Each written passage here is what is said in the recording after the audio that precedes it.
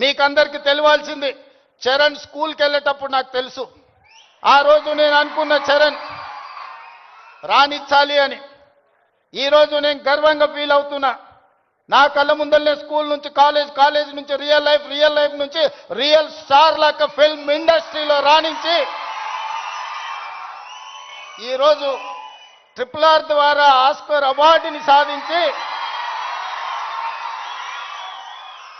దేశానికి ఒక గౌరవాన్ని తెచ్చిపెట్టింది. అది అంత ఆషామాషిగా వారు సాధించిన విజయం కాదు. చిరంజీవి గారి పేరుంటే మనందరం మన ఇళ్లలో జరిగే ఫంక్షన్లకు ఆహ్వానిస్తాం, కానీ ఆస్కార్ అవార్డు మనం ఇయ్యలేం.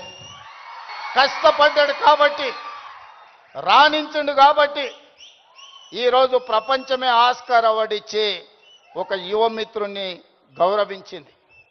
మరి దానికి కారణం కఠోరమైన దీక్ష, పట్టుదలతో ఆ రంగంలో రాణించడం.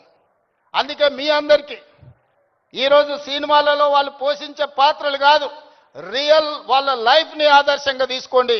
వాళ్ళు ఎంత కష్టపడితే ఇక్కడికి చేరుకొని